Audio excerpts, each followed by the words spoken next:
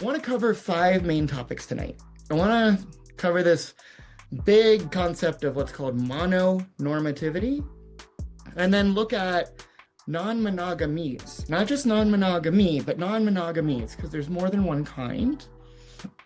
Then I want to introduce some new concepts and terms. I'll say probably new for most of us.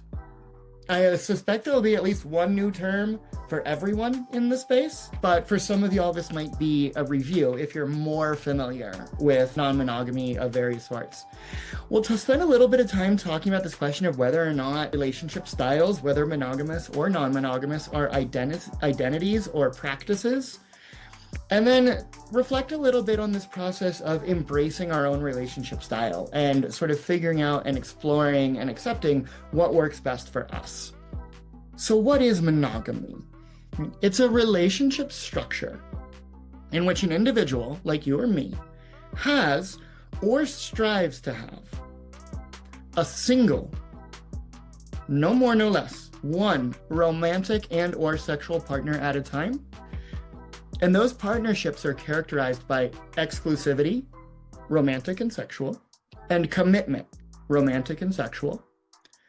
And they're often culturally or legally recognized as the normative standard, that is the prescription, the way things are done, for long-term partnerships and family formation.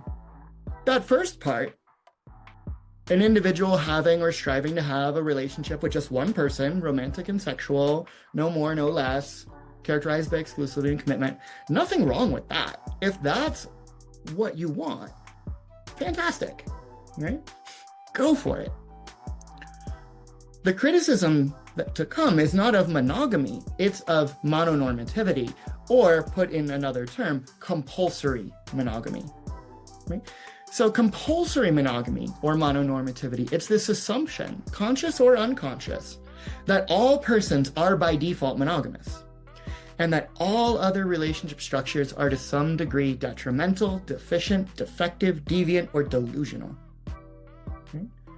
So think again about heteronormativity. There's nothing wrong with being straight, right? I tease my straight friends sometimes, but there's nothing wrong with being straight, right? I'm not better than them because I'm not straight, right? But there is a problem with the cultural centering of straightness as the only real way to be, right?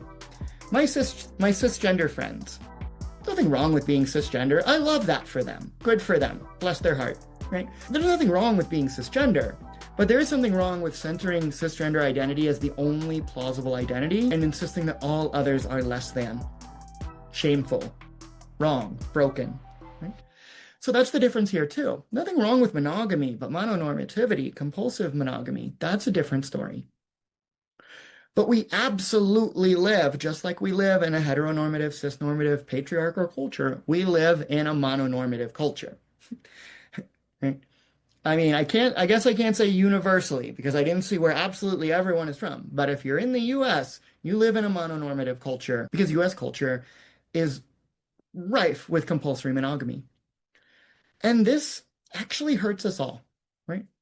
We're probably familiar with the arguments and observations that patriarchy harms men, and also that heteronormativity harms straight people and cisnormativity harms cis people. Well, whether you're monogamous, non-monogamous, or anything else, mononormativity is a potential harm for you too, right? Mononormativity even harms monogamous people. And it does so by replacing genuine choice, the choice to be monogamous, with rigid expectation to be monogamous.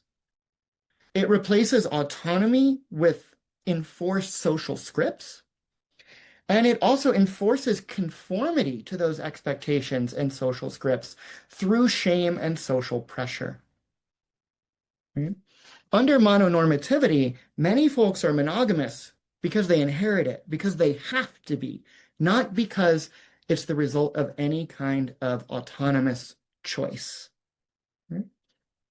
So with that groundwork laid, I would like to ask the group, you can feel free to share your answers in the chat here, what representations, and I bet there have been few, of non-monogamy have you seen in popular culture and media?